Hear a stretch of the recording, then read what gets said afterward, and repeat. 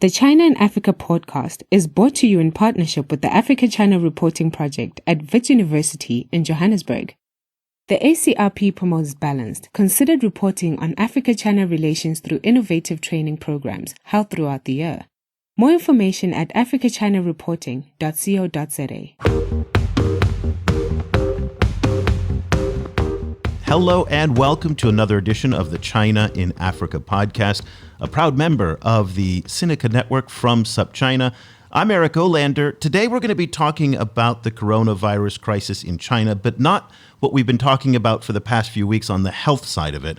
We're going to talk about the trade aspects of it and the impact that is now starting to be felt very, very deep in Africa, in particular in Africa, because for the past 10 to 15 years, African governments have spent a lot of time integrating their economies with China. So when you're in Nigeria and you pick up that techno phone, you don't think about where it came from or the just-in-time delivery that they have so that they're minimizing inventory. When you're a coffee farmer in Kenya, you take for granted that Kenya Airways is flying your coffee beans over to Chinese consumers. And in South Africa, where they're running low on things like cement now that used to be imported from China, you never thought that your construction project or your building was going to run into very expensive delays. Force majeure clauses in contracts across the continent are now being looked at much more carefully because of the dependency that a lot of businesses in Africa now have on trade and economic integration with China. So we thought we'd like to get a frontline view of what it's like on the trade front. And for that, I'm just so thrilled to have back on the show again, Walter Rigu, who is the managing director of Kamal Group, based in Beijing. By the way, he's been posting these amazing updates on LinkedIn on what a surreal environment it is in a city of 22 million people right now that seems to be empty, like a movie. Are you surviving, Walter? Hi. Yes, I'm surviving. No problem. It does. Your post, you were on the Beijing subway all alone. And I can tell you, being on Beijing is almost never quiet like this. And it's been rather remarkable to follow your updates. Well, let's get right into the business side of the COVID-19 or coronavirus outbreak. How's business these days? It's tough time. It's tough time from, like you mentioned, from a health point of view, but also from the economic business and trade. It's actually now becoming a bigger factor than the actual virus itself. One of the main reasons, as you know, we are focused on procurement. So we're helping foreign clients import different products from China. So a lot of the factories, they're still not open. But in the last week and in this week, we are seeing some movement. It's nowhere near where it should be. And so, there's a lot of cargo that is not moving. There's a lot of logistics companies that are not working. So the economic pain is real. And more relevant, actually, is the non-tradable sectors, such as the hotel industry, the entertainment. It's basically been brought to a standstill. So this is a very painful time, not only from the health perspective, but also from the economic perspective. So you and your colleagues at Kamal Group are very much a part of this complex network that forms the supply chain between China and Africa and many other countries. But we'll focus on Africa right now. And you have spent years perfecting this supply chain, building up relationships, both to secure the products that African buyers want, and then to get them out of China all the way into Africa through customs and whatnot, through that labyrinth of approvals and shipping and all of that goes on right now. That, from my vantage point, from what I'm seeing, has come to effectively a grinding halt, whether it's by air or by sea. So the factory slowing down is just one part of it, but then getting it out of the ports in China is another part. Talk to us a little bit about the obstacles in detail that have come up now in moving goods from China to Africa. Yes, as you know, this outbreak happened at the same time as Chinese New Year. So typically there is a downtime during the Chinese New Year because a lot of people are not working. So typically we're able to factor some of the slowdown into the procurement process. But of course, this year, the Chinese New Year has been extended and a lot of factories have just stopped. And from the logistics point of view, some factories had already produced the product, but it cannot get to the port. However, the ports, it's not that the ports are closed completely. Cargo that was there during and before the Chinese New Year actually has already left. So one of the big problems we're having now is moving the cargo from the actual factory to the port. And that's where we are at this moment. Another big issue that has come up is that the deciding factor right now seems to be the local government. So there's a lot of imbalances depending on where the factory is located. So, for instance, we have a supplier located in Liaoning province, and Liaoning, the main port is Dalian, and that factory is operating as normal. They're already back to work. They're already producing. However, we have other suppliers in Shandong, and our orders are actually complete because they were completed before the Chinese New Year. But to move the product from the factory to the port, there's just no logistics companies. When we move further south, especially close to the epicenter of Hubei, there the factories are not even allowed to go back to work. So there is no even discussion as to when they'll get back to work. The most optimistic time frame I've seen for around that area is March 1st. But again, the most important thing to note is whether the factory itself is operating and can the cargo move from the factory to the port. That's the biggest challenge we are seeing at the moment. How long do you think it's going to take? Let's assume that things stay the way they are right now, because we don't have a sense as to which way the virus is going to go. There are some optimistic projections now coming out that it may have peaked, but I am skeptical of that until we actually see some continued prolonged results. But let's assume that things go on right now. March 1, which is just a couple weeks away, seems rather ambitious. Are you confident, and what are you telling your clients in Africa about these logistic blocks in China and whether or not March 1 is a reasonable deadline? Listen, Eric, there's a lot of hysteria in the media. There's a lot of panic.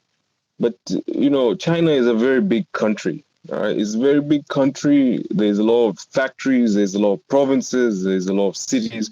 So what really matters actually is not even the bigger picture. What matters is the specific factory, the specific product, the specific local government, because these are the things that are going to affect the supply chain. So like I said, we have a client whose cargo is stuck in Shandong province, right? That factory, the sales people are already working, but the factory is not allowed to work. Right, the people, they're ready to go back to work, but the local government has not allowed them to go back to work. So as soon as the local government gives the permission, that factory will be up and running. And the logistics companies, if they're also up and running, the cargo will be at the port in less than a day. So for me, I'm very optimistic in terms of the factories that are that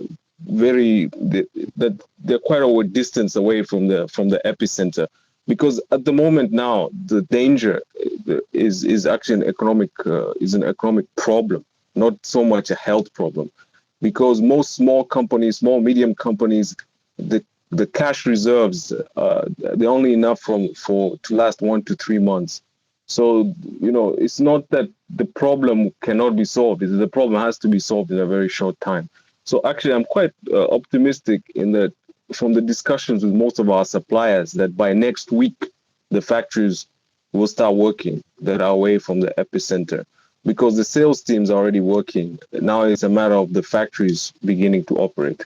If the suppliers are going to be back on track pretty soon, what about the ports and the logistics of actually getting the goods out of China, either by air or by sea?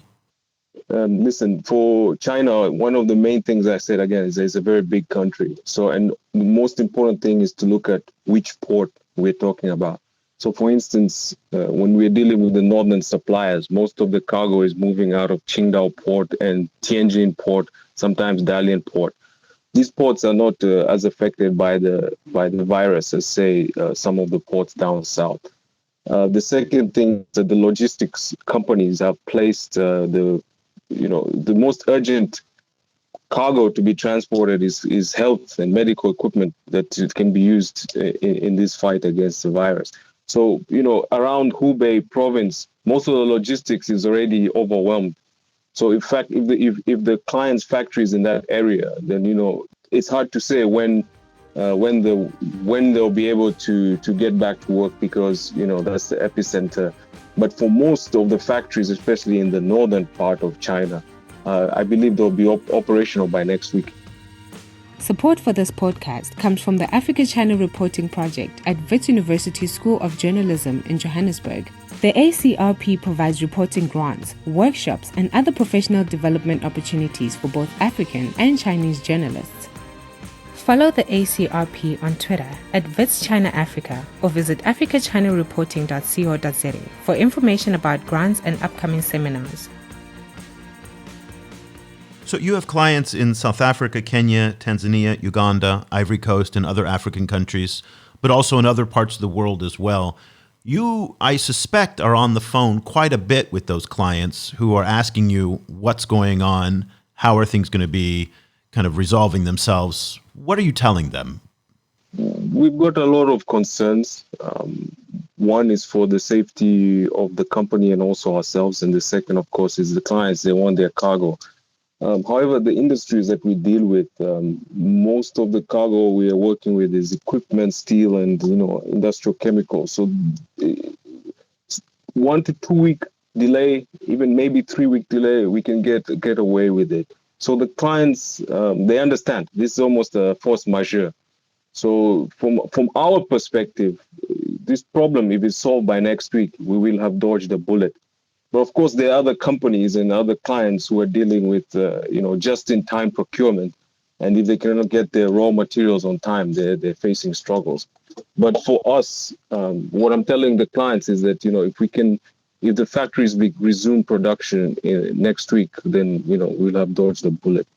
There's a certain irony here in the fact that the Chinese and African governments have spent, again, 10 to 15, 20 years trying to integrate their economies in such a way to make it seamless to do trade back and forth.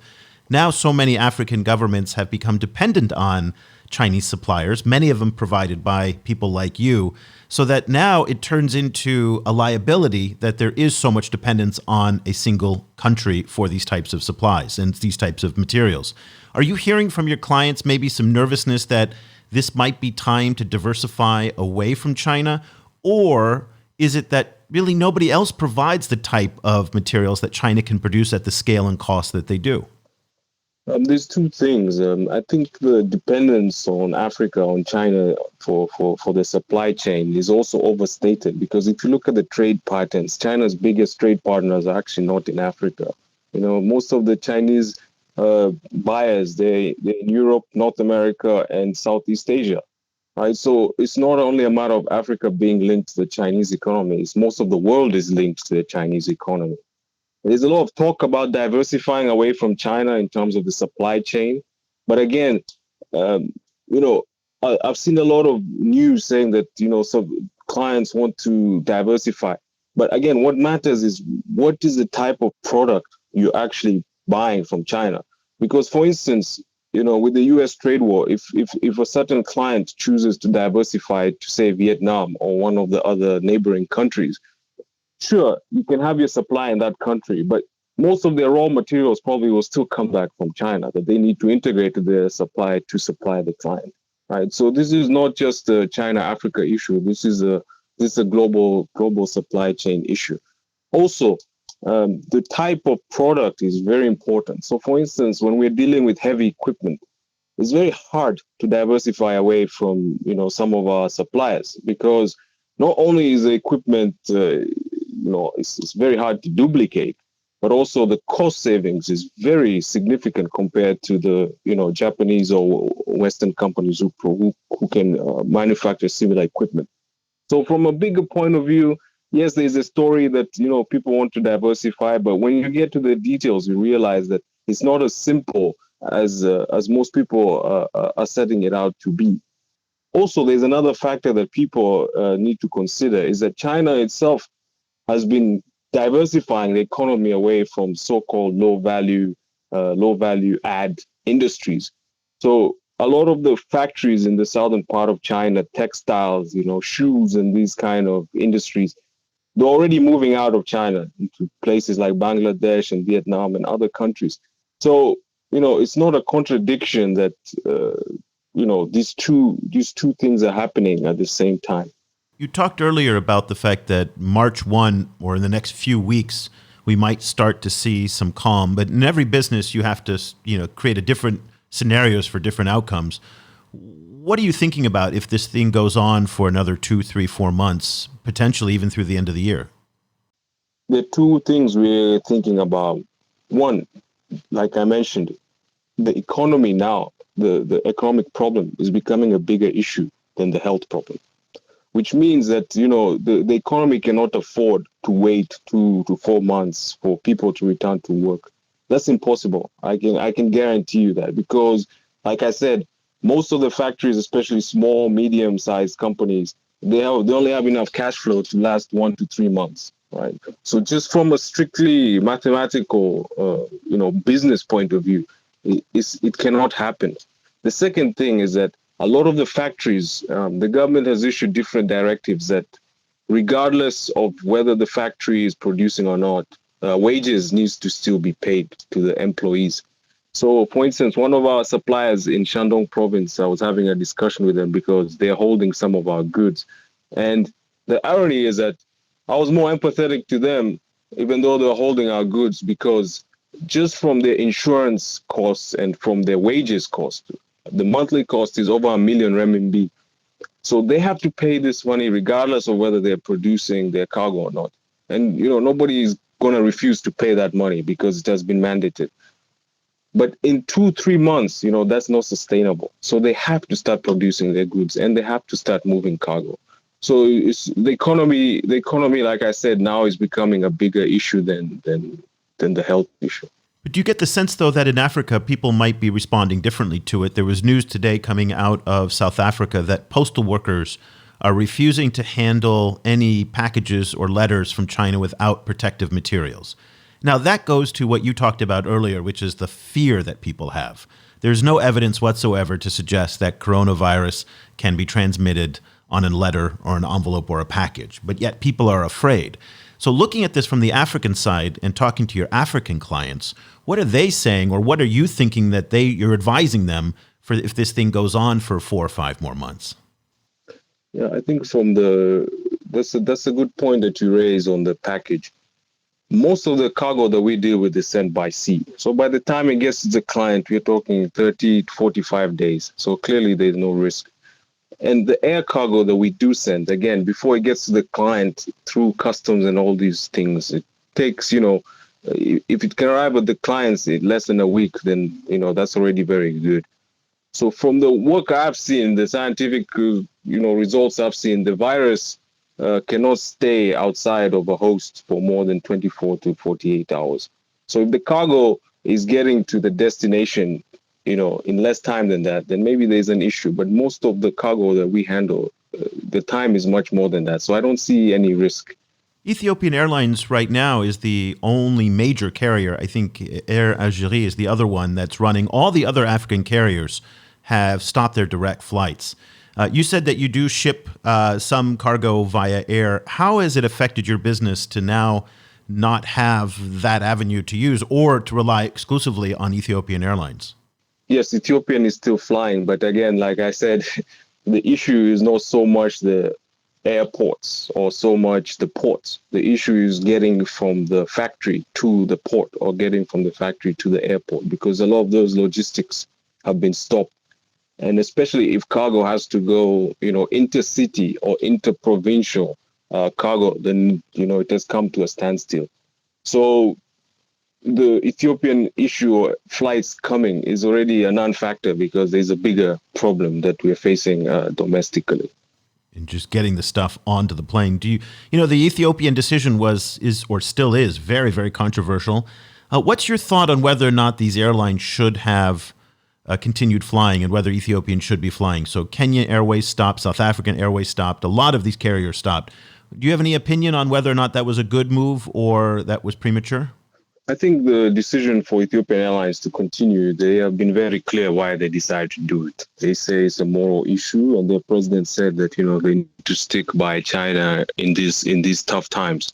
One piece of news I did see that was interesting is that, the USA has also banned their flights from coming here to China, but there was a meeting through the CDC, and one of the speakers was raising the issue that just because the flights are not coming to China, people should not have a false sense of security, because it has not been scientifically proven yet that the flights will cause they'll cause an increase in the infection.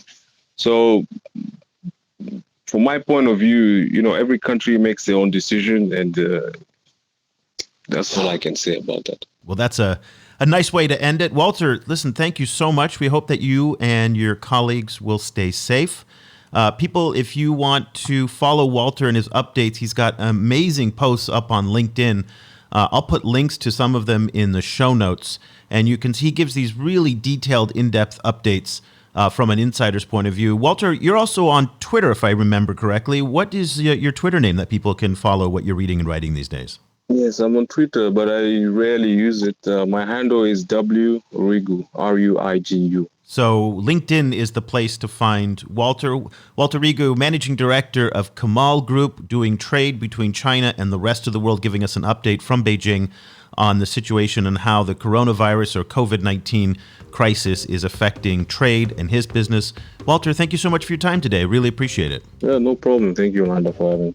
And that'll do it for this edition of the China in Africa podcast. Cobus will be back again with me next week for another episode. Until then, thank you so much for listening.